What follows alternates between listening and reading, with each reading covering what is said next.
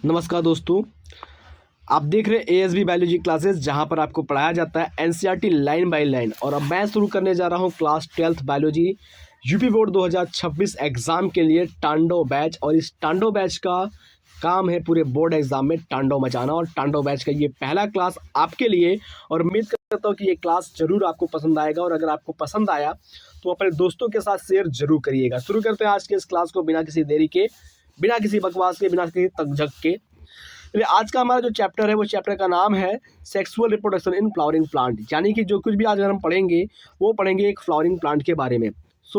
आपको पता चल गया कि हमारा चैप्टर क्या है, sexual reproduction in flowering plant. तो सबसे पहले अगर हम बात कर लेते हैं कि सेक्सुअल रिप्रोडक्शन किस प्रकार के प्लांट में होता है, तो यहाँ पर लिखा गया है फ्लावरिंग प्लांट। लेकिन फ्लावरिंग प्लांट को और किस नाम से जानते हैं उसको भी जान लेते हैं। देखिए, अगर हम बात करते हैं पूरे के पूरे प्लांट किंगडम की, ठीक है, पूरे के पूरे प्लांट किंगडम की अगर हम बात करते हैं, जो पूरा का पूरा प्लांट किंगडम है उसको बांटा गया है 5 भागों में। कौन कौन सा? एल्गी, ब्रायोफाइटा, टेरिडोफाइटा, जिम्नोस्पर्म और एंजियोस्पर्म। ये 5 भाग में बांटा गया है। इसको फ्लावरिंग प्लांट को रखा गया है एंजियोस्पर्म के अंदर। ठीक है, पूरे के पूरे किंगडम प्लांटी को 5 भागों में बांटा गया, एल्गी, ब्रायोफाइटा, टेरिडोफाइटा, जिम्नोस्पर्म और एंजियोस्पर्म। जितने भी एंजियोस्पर्मिक प्लांट होते हैं सबके सब क्या करते हैं? फ्लावर प्रोड्यूस करते हैं, फ्लावर बनाते हैं। और जो फ्लावर होता है वो एंजियोस्पर्मिक का सेक्सुअल रिप्रोडक्शन यूनिट होता है, या कह सकते हैं जो फ्लावर होता है वो रिप्रोडक्टिव यूनिट होता है। दूसरी बात, अगर हम बात करते हैं सेक्सुअल रिप्रोडक्शन में क्या क्या चीज़ें होनी चाहिए, एक किसी भी ऑर्गेनिज्म की बात करते हैं, चाहे वो आपका एनिमल हो चाहे वो फ्लावर हो, अगर वो सेक्सुअल रिप्रोडक्शन कर रहा है तो उसमें क्या क्या चीज़ होनी चाहिए। सबसे पहले सेक्सुअल रिप्रोडक्शन में गैमिट का फॉर्मेशन होता है। क्या होता है? गैमिट फॉर्मेशन होता है। मेल गैमिट और फीमेल गैमिट बनते हैं। गैमिट का फ्यूजन यानी कि फर्टिलाइजेशन होता है। उसके बाद जाइगोट बनता है। फिर उसके बाद पोस्ट फर्टिलाइजेशन इवेंट होता है। जाइगोट बनने के बाद जो फ्लावर का पार्ट होता है, जैसे ओवरी हो गया, ओव्यूल होता है, इसमें चेंजेस आते हैं। और ओवरी और ओव्यूल से बनते हैं फ्रूट एंड सीड। यानी कि ओवरी से बनता है फ्रूट और ओव्यूल से बनता है सीड। ये सारी चेंजेस पाई जाती है sexual reproduction in flowering plant में। चलिए शुरू करते हैं एक एक लाइन को पढ़ने की। जस्ट एक सेकेंड, थोड़ा सा यहाँ पर स्क्रीन। चलिए, यहाँ पर जो लिखा हुआ है समरी, पहले उस किताब की ऊपर में जो चैप्टर शुरू करने से पहले लिखा होता है, पहले उसको मैं समझ लेता हूँ, या डायरेक्टली मैं इसको बता देता हूँ इसमें क्या क्या लिखा हुआ है। सबसे पहले इसमें दिया गया है कि आप लकी नहीं हो, हम लकी नहीं हैं, क्योंकि जैसे इंसान शादी करते हैं वैसे फ्लावर भी शादी करते हैं। इंसानों की शादी में हम सभी पहुँच जाते हैं, लेकिन फूलों की शादी में हम सभी नहीं पहुँच पाते, इसलिए हम लोग लकी नहीं हैं। ठीक है, दूसरी बात, अगर हम बात करते हैं शादी का मतलब क्या होता है, यहाँ पर जो मेल रिप्रोडक्टिव पार्ट होते हैं फ्लावर के, वो फीमेल रिप्रोडक्टिव पार्ट होते हैं फ्लावर को, गैमीट को ट्रांसफर करते हैं पॉलिनेशन प्रोसेस के द्वारा, जहां पर फर्टिलाइजेशन होकर के आगे की प्रोसेस होती है। फ्लावर का जो यूज़ होता है वो परफ्यूम बनाने के लिए होता है, सेंट बनाने के लिए होता है। और यहाँ तक अगर हम बात करते हैं, जो फ्लावर के सेंट होते हैं, परफ्यूम होते हैं, या फूलों में पाए जाने वाले जो अलग अलग कलर होते हैं वो अट्रैक्ट करते हैं हमें उनके पास जाने के लिए। और इनका जो मेन मोट्टो होता है वो होता है सेक्सुअल रिप्रोडक्शन को करना। ठीक है, आगे बात करते हैं, जो फ्लावर होते हैं वो एग्जिस्ट नहीं करते हैं केवल हमारे कार्यों के लिए, हमारे खुद के कार्यों के लिए। जो फ्लावर होता है वो भाई शो करता है सेक्सुअल रिप्रोडक्शन किसी भी प्लांट के अंदर।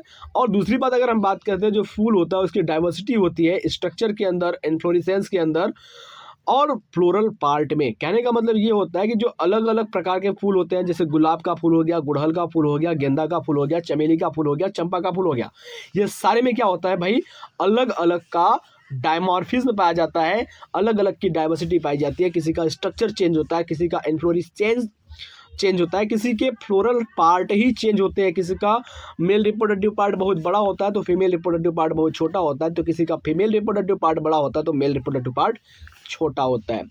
आगे अगर हम बात करते हैं तो इनमें क्या होता है, एडाप्टेशन भी पाई जाती है, प्रोड्यूस करते हैं एंड में प्रोडक्ट जो होता है इसका फ्रूट और सीड होता है।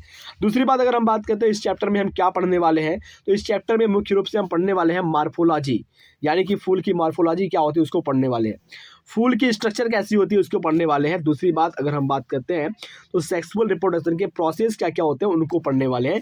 टोटल मिला करके जो बात मैंने आपको ऊपर बताई थी वही बात यहाँ पर आ गई, फ्लावरिंग प्लांट यानी कि एंजियोस्पर्म।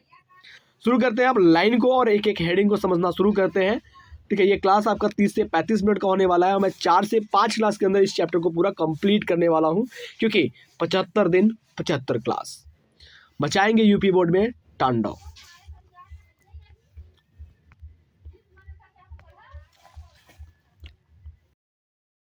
चलिए शुरू करते हैं। पहले हेडिंग की बारी कहते हैं। पहले हेडिंग में जो लिखा हुआ है वो है flower, a fascinating organ of angiosperm.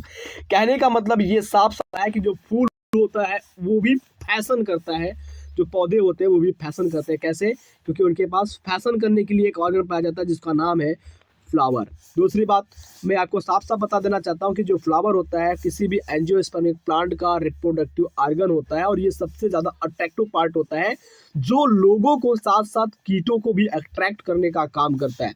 आगे चलते हैं, यहाँ पर क्या लिखा है, एक एक लाइन को पढ़ते हैं। ह्यूमन बींग्स यानी कि इंसान have had an immediate relationship with flower since time the immemorial.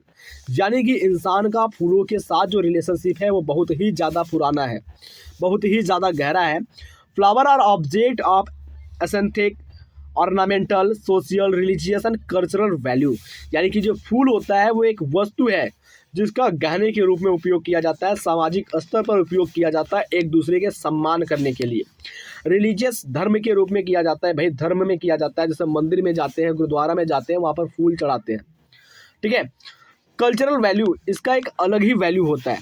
दूसरी बात करते हैं, they have always been used as a symbol of conveying important human feeling. दूसरी बात ये कह रहा है कि जो फूल होता है वो उपयोग किया जाता है हमेशा लोगों की, इंसानों की फीलिंग्स को कन्वर्ट करने के लिए, फीलिंग्स को समझने के लिए। सच एज जैसे लव, प्यार में किसी को प्रपोज करना है, आई लव यू बोलना है, फूल दिखा करके गुलाब का आई लव यू बोल देते हैं। अफेक्शन, स्नेह, किसी को छोटे को स्नेह दिखाना है तो वो भी फ्लावर दे करके उसको खुश कर देते हैं। हैप्पीनेस, खुशी के मौसम में भी क्या करते हैं, फूल का उपयोग करते हैं। जैसे शादी हो गया, बर्थडे पार्टी हो गया, या कोई भी पार्टी हो गया, वहाँ पर फूल की माला पहना करके, या किसी भी पार्टी में फूल की माला पहना करके लोगों को खुश प्रदान करते हैं। ग्रीफ, दुख के अंदर भी क्या करते हैं भाई, फूल देते हैं। जैसे जनाजा उठ रहा है, जनाजे पर क्या होता है, फूल चढ़ा देते हैं। एडीसी, और भी बहुत सारे कार्य ऐसे होते हैं जहाँ पर फूलों का उपयोग किया जाता है।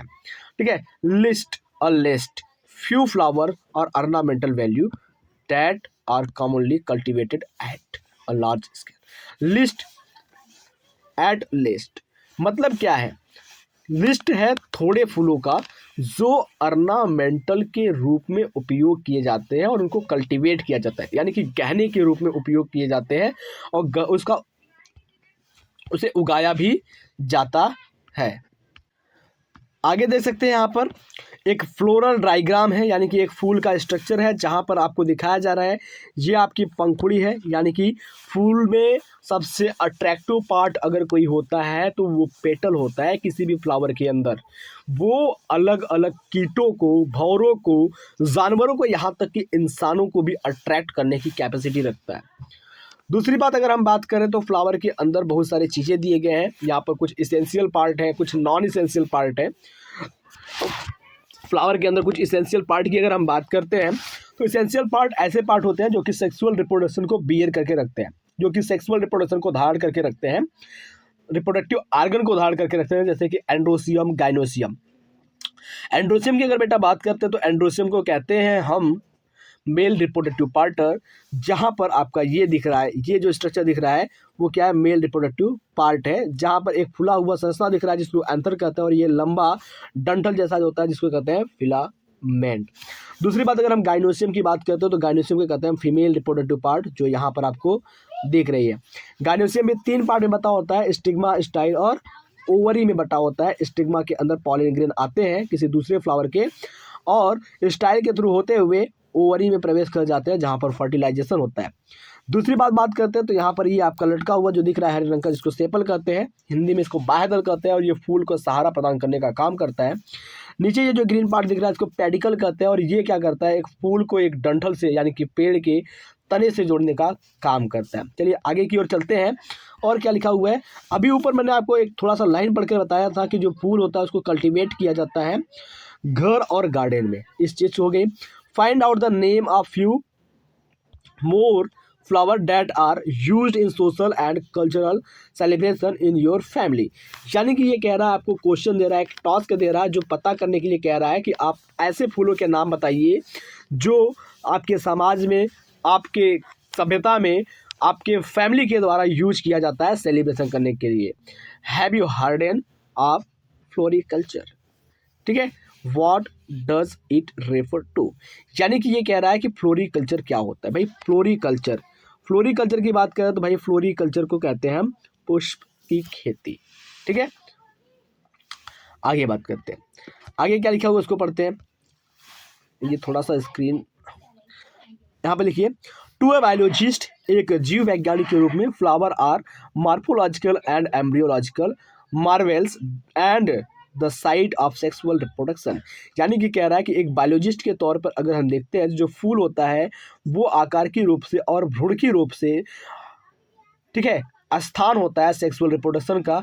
इन अर्लियर क्लास, आगे की class, you have read the various part of flower. आगे की क्लास में, आगे की चीज़ों में आप क्या देखेंगे, फूलों के अलग अलग पार्ट को देखेंगे। जैसा कि ऊपर मैंने फिगर में आपको दिखाया कि फूलों पे क्या क्या पार्ट होते हैं वहाँ पर। और यहाँ पर क्या रहा है, can you name the two parts in a flower in which the two most important unit of sexual reproduction development? जी बिल्कुल, आप बता सकते हैं। इस लाइन का पूरा आंसर जो है वो आप बता सकते हैं। कहाँ पर मैं दिखा देता हूँ कौन सा लाइन। ये लाइन क्या कर रहा है कि आपको दो फ्लावर के पार्ट को बताना है ऐसे, जो कि सेक्सुअल रिप्रोडक्टिव आर्गन को बियर कह रहते हैं। जी हाँ, बिल्कुल आप बता सकते हैं। पहला जो है वो आपका एंड्रोसियम है, ठीक है, एंड्रोसियम है। और दूसरा क्या है आपका, गाइनोसियम है। ठीक है, गाइनोसियम है। आप कहेंगे जो एंड्रोसियम होता है वो मेल रिप्रोडक्टिव पार्ट होता है, और जो गाइनोसियम होता है वो आपका फीमेल रिप्रोडक्टिव पार्ट होता है। चलिए आगे शुरू करते हैं और हम दूसरे हेडिंग पर पहुंचते हैं कूदते हुए, और टांडो मचाएंगे यूपी बोर्ड की क्लास में एग्जाम के समय। चलिए, दूसरा हमारा जो हेडिंग है वो हेडिंग है आपका pre fertilization structure and event. यानी कि कह रहा है कि फर्टिलाइजेशन होने से पहले क्या क्या घटनाएं होती है और कौन कौन सी स्ट्रक्चर बनती है, उसके बारे में बात करने जा रहे हैं हम अभी। ठीक है, तो यहाँ पर देखिए कि much before the actual flower is seen on plant, the decision that the plant is going to flower has taken place. यानी कि कह रहा है कि जो फूल होते हैं, जो पौधे होते हैं, वो पौधे पर लगने के पहले वहाँ पर बहुत सारी चीज़ें दिखाई देती हैं, बहुत सारे हार्मोनल चेंज होते हैं, बहुत सारे स्ट्रक्चरल चेंज होते हैं, और जिससे फ्लावर का निर्माण होता है। एक साफ सुथरे शब्द में आपको बता दूं, जो फूल होता है वो और कुछ नहीं होता है, पत्तियों का रूपांतरित रूप होता है। यानी कि अगर हम बात करते हैं, जो फ्लावर होता है वो आपके लीफ का ही मॉडिफाइड फॉर्म होता है। जो पत्ता होता है वो अपना रूप बदल करके फूल का निर्माण कर लेता है। चलिए आगे की लाइन में क्या लिखा है उसको पढ़ते हैं। लिखा हुआ है several hormones and structural changes are initiated which lead to the differentiation and further development of the floral primordium। यानी कि बात कर रहा है बहुत सारे हार्मोन्स, बहुत सारे स्ट्रक्चरल चेंज जो होते हैं वो पाए जाते हैं, जो बाद में आपको फूल के विकास और फूल बनने में क्या क्या परिवर्तन होता है वो सारी चीज़ों को बताती है। इनफ्लोरेसेंस की बात करते हैं तो इनफ्लोरेसेंस को हम कहते हैं पुष्प क्रम। Are formed which bear the floral bud, जिसके पास क्या होता है, फ्लोरल बड पाया जाता है, यानी कि कलिकाएँ पाई जाती हैं, जिसको क्या कहते हैं हम भैया, कली कहते हैं। And then the flower. Inflorescence में क्या होता है, पहले फ्लोरल बड होता है, फिर उसके बाद क्या होता है, फ्लावर पाया जाता है। ठीक है, बात समझ में आई। पहले इनफ्लोरेसेंस होगा, यानी कि पहले कलिका होगी, बड बनेगा, फिर उसके बाद क्या होगा, फ्लावर बन जाएगा, जहाँ पर sepal, petal, calyx, Corolla, androecium, gynoecium वगैरह वगैरह सब कुछ बचेगा। In the flower the name of male and female reproductive structure. अब अगर हम बात कर रहे हैं एक फ्लावर के अंदर male and female reproductive part की अगर हम बात कर रहे हैं तो वहाँ पर क्या होता है, स्ट्रक्चर की बात कर रहे हैं, द एंड्रोसियम एंड गाइनोसियम। जैसा कि मैंने ऊपर बताया, androecium and gynoecium differentiate and develop, ये क्या होता है, अलग होते हैं और ये डेवलप्ड होते हैं। ठीक है, जो एंड्रोसियम होता है वो मेल पार्ट होता है, जो गाइनोसियम होता है वो फीमेल पार्ट होता है।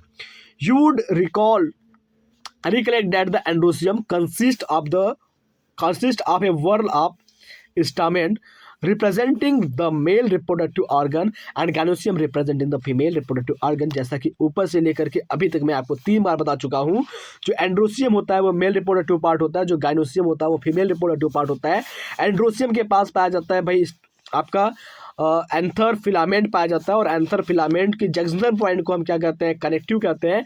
उसके बाद गाइनोसियम की अगर हम बात करते हैं तो गाइनोसियम में क्या पाया जाता है, आपका स्टाइल स्टिग्मा ओवरी पाया जाता है, और ओवरी के अंदर पाया जाता है आपका ओव्यूल। तो मैं आशा करता हूं कि ये जो चीज़ें मैंने आपको बताई है वो आपको बखूबी अच्छे से समझ में आ गया होगा। चलिए आगे की लाइन को समझते हैं क्या लिखा है, ठीक है।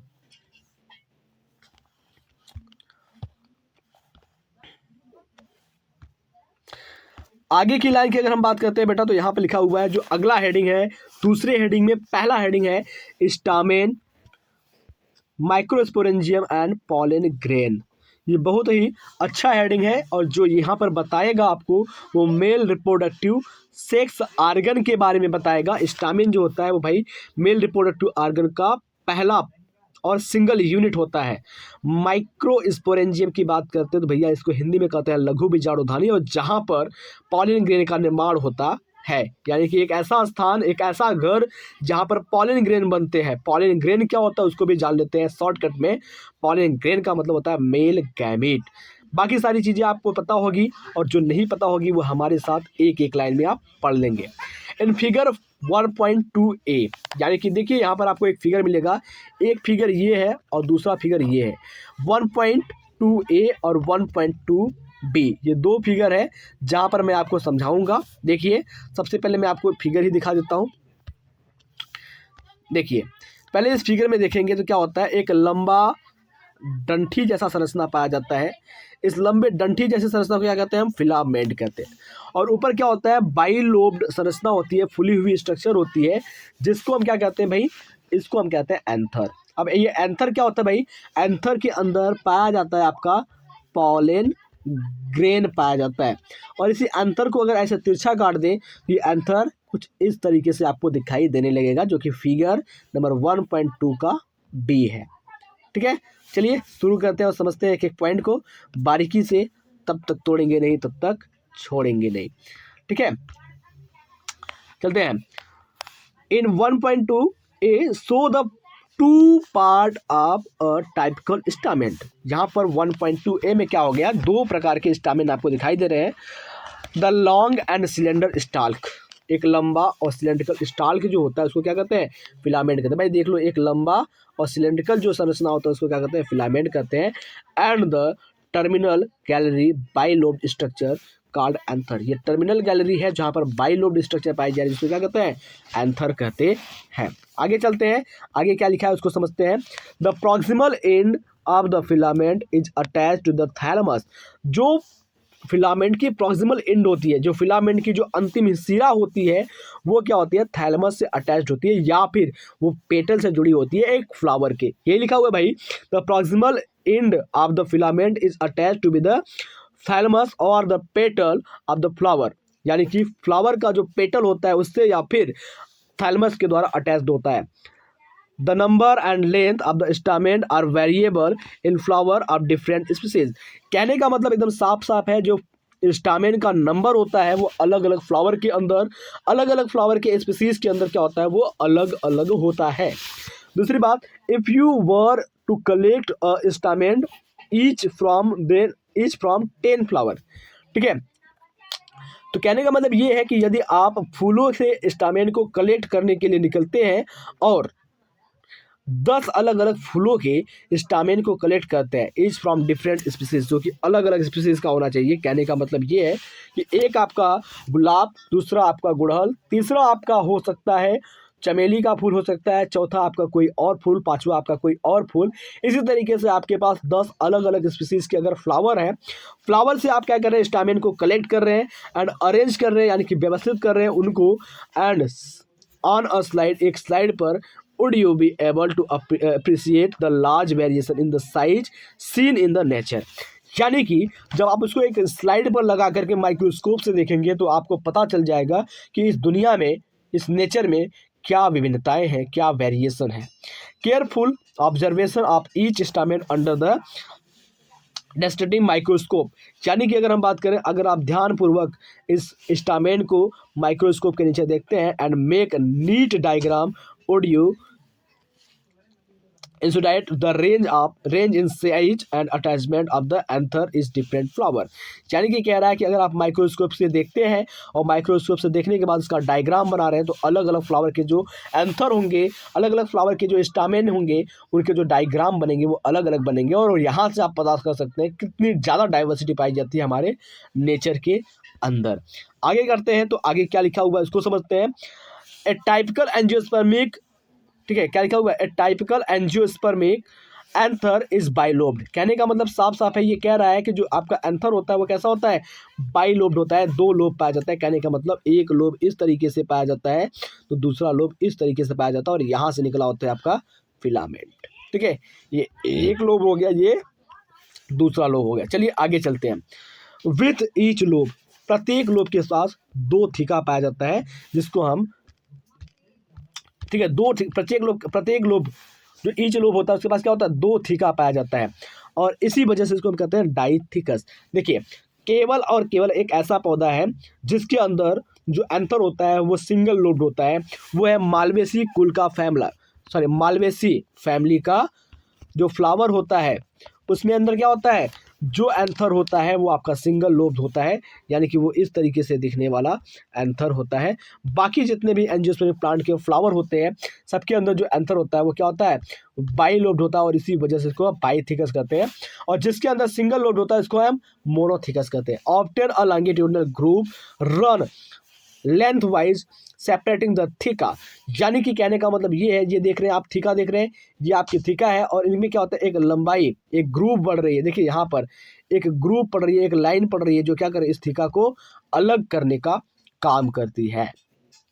Let us understand the various type of tissue and their organization in the transverse section of the anther, यानी कि अब बारी है हमको समझने की, पढ़ने की, अलग अलग प्रकार के टिश्यू के जो कि एंथर के अंदर पाए जाते हैं उनके ट्रांसवर्स सेक्शन को सीखने की बारी है। यहाँ पर देखते हैं फिगर 1.3 का ए। ठीक है, फिगर 1.3 के ए में चलते हैं, थोड़ा सा आपको फिगर दिखा देते हैं तो फिर आपको समझ में आ जाएगा क्या लिखा है। देखिए ये फिगर 1.3 का ए है, जहाँ पर इसमें पाए जाने वाले अलग अलग टिश्यू के बारे में बताया गया है। देख सकते हैं आपको कौन कौन सा टिश्यू पाया जाता है, तो यहाँ पर एंडोस्पर्म पाया जाता है, एंडोथेसियम स्पोरोजिनस टिश्यू पाया जाता है, टैपेटम पाया जाता है, कनेक्टिव टिश्यू पाया जाता है, मिडिल लेयर पाया जाता है। ये बहुत सारी चीज़ें क्या होती है इसमें पाई जाती है, और इसके बारे में जो चर्चा है वो ऊपर और नीचे दोनों जगहों पर लिखा हुआ है। चलिए अगर हम बात करते हैं तो हम पढ़ रहे हैं एनसीईआरटी की लाइन, और चलते हैं अपने वापस से लाइन की ओर और पढ़ते हैं एक एक अक्षर को। देखिए यहाँ पर क्या लिखा हुआ है, सॉरी एक सेकेंड रुक जाइए थोड़ा सा, कहाँ पूछा था मैं, हाँ 1.3 का ए। यहाँ से देखिए, the bilobed nature of an anther is very distinct in the transverse section of the anther, यानी कह रहा है कि जो बाइलोब्ड नेचर होता है एंथर का वो क्या होता है, ट्रांसवर्स सेक्शन में देखने पर बहुत ही अलग तरीके का दिखाई देता है।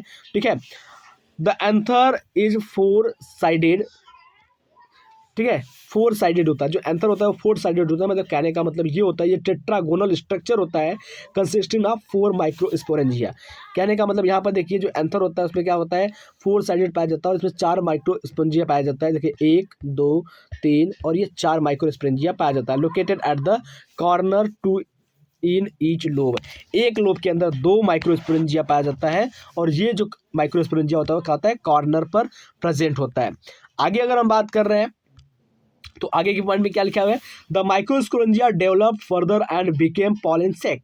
जो माइक्रोस्पोरेंजिया होती है वो आगे विकसित होती है, और विकसित होकर के पॉलन सैक का निर्माण कर लेती है, जहां पर पॉलन ग्रेन भर भर के भरे होते हैं, भर भर के पाए जाते हैं। They extend longitudinally all through the length of the anther and are packed with in pollen grain. कहने का मतलब ये होता है कि जो एक्सटेंड होता है वो लॉन्गिट्यूडनली होता है, लॉन्गिट्यूडनली वो बढ़ते हैं, लंबाई में बढ़ते हैं, और एक एंथर के अंदर वो क्या होते हैं, बहुत सारे पॉलन ग्रेन के साथ वो पैक हो जाते हैं। ठीक है, अब बात करते हैं स्ट्रक्चर ऑफ माइक्रोस्पोरेंजियम। ये हमारा अगला पॉइंट है, क्या कह रहा है, स्ट्रक्चर ऑफ माइक्रोस्पोरेंजियम की बात करें तो माइक्रोस्पोरेंजियम का जो स्ट्रक्चर होता है वो कैसा दिखाई देता है, क्या चीज़ होता है उसमें, इसकी बात कर रहे हैं। लिख रहा है कि in a transverse section a typically microsporangium appear near the circular in outline, कहने का मतलब ये होता है कि अगर हम बात करते हैं माइक्रोस्पोरेंजियम के लिए ट्रांसफर सेक्शन काटते हैं एंथर का, तो एंथर की जो आउटलाइन होती है उसके पास क्या होता है, एक सर्कुलर स्ट्रक्चर पाई जाती है। इस तरीके से क्या होती है, 1 2 3 4 सर्कुलर स्ट्रक्चर पाई जाती है। कहाँ पर, आउटलाइन पर पाई जाती है। इस तरीके से जो स्ट्रक्चर बनता है यहाँ पर देखिए, ठीक है, इस तरीके से स्ट्रक्चर बनता है। तो ये क्या होती है, 4 माइक्रोस्पोरेंजियम पाई जाती है, जिसको हम क्या कहते हैं, पॉलन सैक के नाम से जानते हैं। ये आउटलाइन के पास पाई जाती है। चलिए आगे की बातों को देखते हैं, आगे की पॉइंट को समझते हैं। आगे कह रहा है कि it is generally surrounded by a 4 wall layer. ये जो आपका माइक्रोस्पोरेंजियम होता है वो सामान्यतः 4 दीवार से घिरा होता है। That is the epidermis, endothecium, middle layer and tapetum. 4 दीवार होते हैं। कौन कौन से, एक बार मैं फिर से आपको डायग्राम में दिखा देता हूँ। ये डायग्राम आपका है और यहाँ पर आप देख सकते हैं कि ये कितने दीवार से घिरा हुआ है, 4 दीवार से घिरा हुआ है। 4 दीवार कौन कौन सा है, जस्ट एक सेकेंड, ये 4 दीवार आपका यही है, देख सकते हैं, एंडोडर्मिस, एपिथेसियम, मिडिल लेयर और टैपिटम। ये 4 दीवार है। सबसे बाहर की ओर जो आपका है वो एंडोडर्मिस है, इसके अंदर जाते हैं तो एंडोथेसियम, और अंदर जाते हैं तो मिडिल लेयर, और अंदर जाते हैं तो आपको टैपिटम दिख जाता है। और इसके अंदर क्या होता है, माइक्रोस्पोर मदर सेल होते हैं। और इस माइक्रोस्पोर मदर सेल यानी कि जो डॉट डॉट आपका दिख रहा है, इस डॉट में जो दिख रहा है माइक्रोस्पोर मदर सेल दिख रहा है, यहाँ पर डिवीजन होगा और यही डिवीजन करके क्या करते हैं, पॉलन ग्रेन का फॉर्मेशन कर लेते हैं मेरे लाल। चलिए आगे देखते हैं और कंटिन्यू वीडियो को देखते रहिए। अगर आप चाहते हैं वास्तव में आपके बोर्ड एग्जाम के समय क्लास में बैठ करके तांडव मचाना, तो वीडियो जरूर देखना तांडव बैच का। चलिए आगे देखते हैं। It is nourished the developing, एक मिनट, एक सेकेंड यहाँ पे लिखिए, the outer 3 wall perform the function of protecting, यानी कि जो बाहर की 3 वॉल होती है, एंडोडर्मिस, ठीक है, एंडोथेसियम, मिडिल लेयर, ये तीनों क्या करती है, प्रोटेक्शन का काम करती है, प्रोटेक्शन देती है, सुरक्षा देती है, एंड हेल्प करती है dehiscence and anther to release the pollen grain. और ये डेhiscence मतलब फट जाती है, और फटने के बाद क्या होता है, पॉलन ग्रेन रिलीज होती है। The inner most wall layer is the tapetum, जो अंदर की सबसे वॉल होती है उसको टैपिटम कहते हैं। और ये क्या करता है, नरिश करता है डेवलपिंग पॉलन ग्रेन को। जो पॉलन ग्रेन वृद्धि कर रहा होता है, पॉलन ग्रेन आकार में बड़ा हो रहा होता है, मैच्योर हो रहा होता है, उसको ये नरिशमेंट प्रोवाइड करती है, उसको ये क्या करती है, भोजन देने का काम करती है। सेल्स यानी कि कोशिकाएं ऑफ द टैपिटम, टैपिटम की पॉसेजेस डेंस साइटोप्लाज्म, यानी कि इसके पास बहुत ही घना साइटोप्लाज्म होता है, and generally have more than 1 nucleus, और इसके पास क्या होता है, एक से ज़्यादा न्यूक्लियस पाया जाता है। कैन यू थिंक, आप सोच सकते हैं, हाउ टैपिटम, किस प्रकार से टैपिटम सेल्स यानी कि कोशिका कुड बिकेम बाई न्यूक्लिएट। आप इमेजिन कर सकते हैं, आपके पास कैपेसिटी है, आप सोच सकते हैं कि टैपिटम जो होती है वो कैसे बाई न्यूक्लिएट हो जाती है। When the anther is young, जब एंथर होता है वो यंग हो जाता है, a group of compactly arranged homologous cells, और वो ग्रुप बना लेता है होमोलॉगस सेल्स का, उसको क्या कहते हैं, स्पोरोजिनस टिश्यू कहते हैं।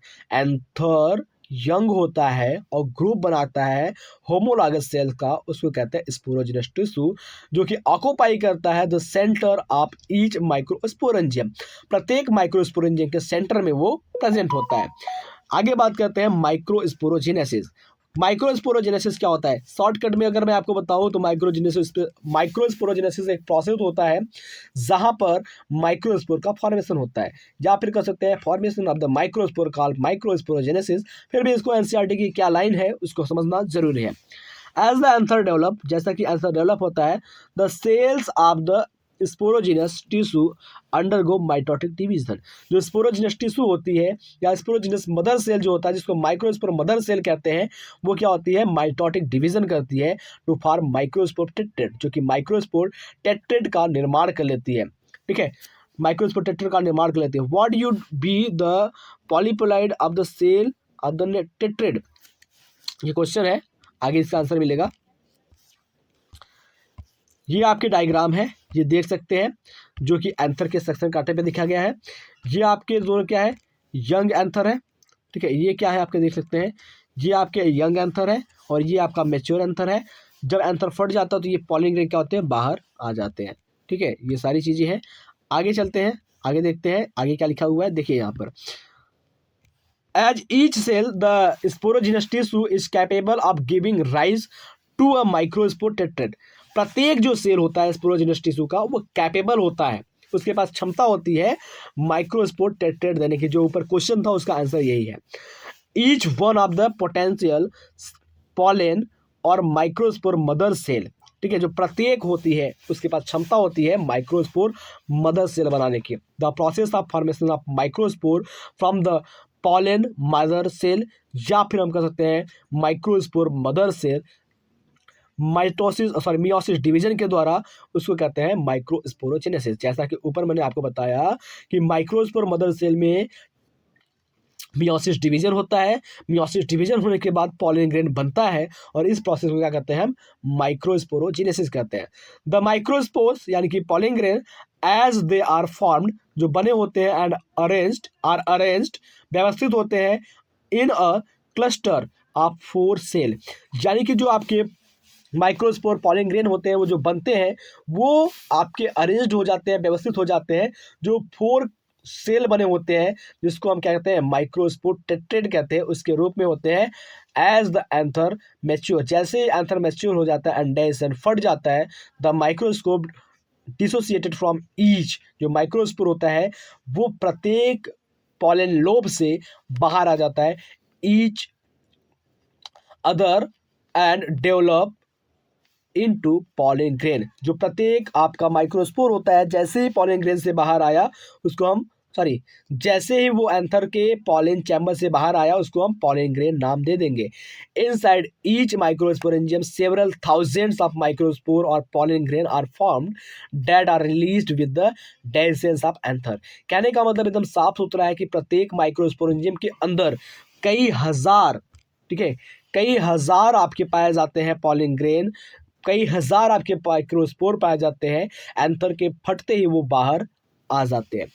तो मैं आशा करता हूँ कि एनसीईआरटी की जो भी लाइन मैंने आपको पढ़ाया है वो सारी चीज़ें आपको समझ में आई होंगी, और मैं उम्मीद करता हूँ कि ये क्लास आपको बहुत अच्छा लगा होगा और अपने दोस्तों के साथ ये शेयर करेंगे। अगर आपको क्लास अच्छा लगा है तो प्लीज़ वीडियो को लाइक कीजिए, क्योंकि आपके एक लाइक से हमें बहुत ज़्यादा मोटिवेशन मिलता है और एनर्जी मिलता है, जिससे मैं वीडियो और भी अच्छे तरीके से बना सकता हूँ। चलिए मिलते हैं आपसे अगले क्लास में पॉलन ग्रेन के साथ, तब तक के लिए जय हिंद जय भारत। बने रहिए एएसबी बायोलॉजी क्लास के साथ, चैनल को सब्सक्राइब करके बनिए परिवार का हिस्सा।